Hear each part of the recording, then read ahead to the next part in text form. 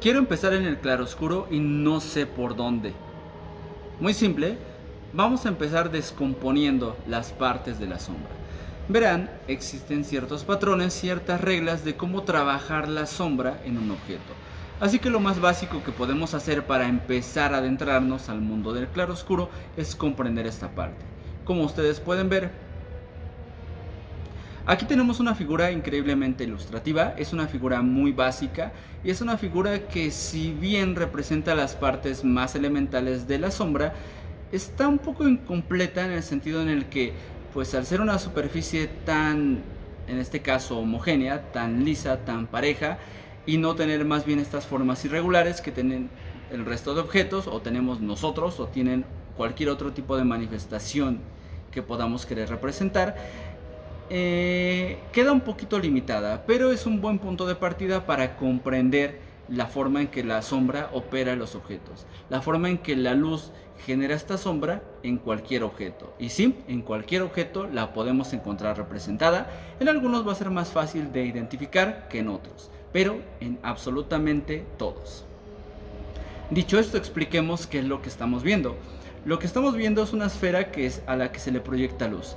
La primera parte que tenemos que ubicar es lo que se conoce como el brillo. El brillo es el área más cercana a nuestra fuente de iluminación, donde la luz impacta de manera más directa. Esta área siempre va a ser el área más clara que tenga nuestra figura. La siguiente área que vamos a tener es la penumbra o la sombra media. Esta área es donde vamos a tener una sombra relativamente clara, es la primera área que se va a oscurecer en nuestra figura. Ahora tenemos la sombra propia. La sombra propia es el área más oscura de nuestra figura. Es donde el objeto en sí mismo se tapa. Hagan de cuenta, el objeto está tapándose a sí mismo, evitando que la luz llegue a determinadas áreas de su superficie. Por lo tanto, esta es el área más oscura que vamos a tener, ¿sí?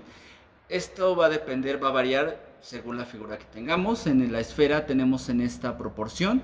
A veces puede variar dependiendo también la intensidad de luz que tengamos en nuestra figura. Exactamente debajo de lo que es nuestra sombra propia vamos a tener el reflejo. El reflejo es un área bastante más clara y sobre todo se ve exageradamente clara por el contraste que tenemos con la sombra propia, que es precisamente la luz que rebota en la superficie, es decir, donde está sentada nuestra figura, rebota el objeto mismo y por eso refleja esta cierta cantidad de iluminación. Es una luz relativamente tenue, como decíamos, se ve un poco más intensa, más marcada, porque la comparamos directamente con lo que es la sombra proyectada, que es la sombra más oscura. Entonces, no es un tono tan claro como el brillo, pero sí es un tono que, en contraste sobre todo con la sombra proyectada, perdón, con la sombra propia, va a generar esta sensación de mucha claridad.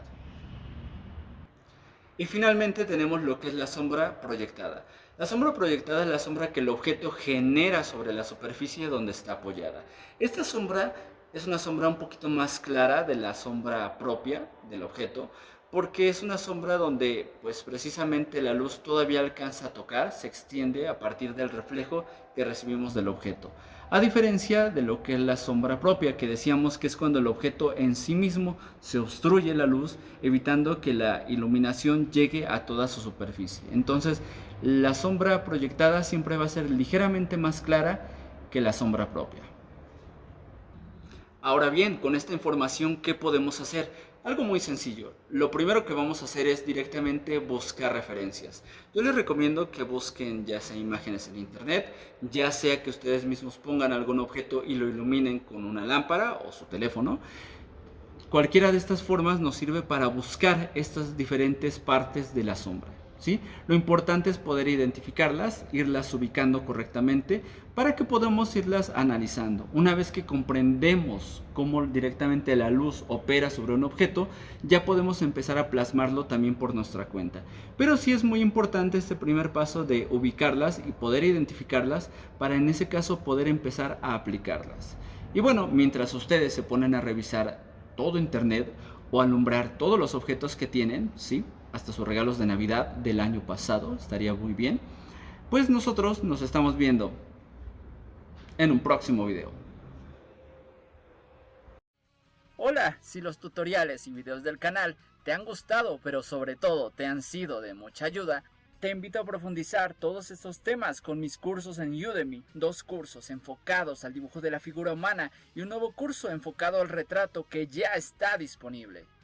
En todos nuestros cursos partimos de los conceptos más básicos hasta profundizar en esos temas que siempre han parecido un dolor de cabeza. Así que, si eres nuevo en esto, o ya tienes un conocimiento previo y solo quieres pulirlo, estos cursos son perfectos para ti.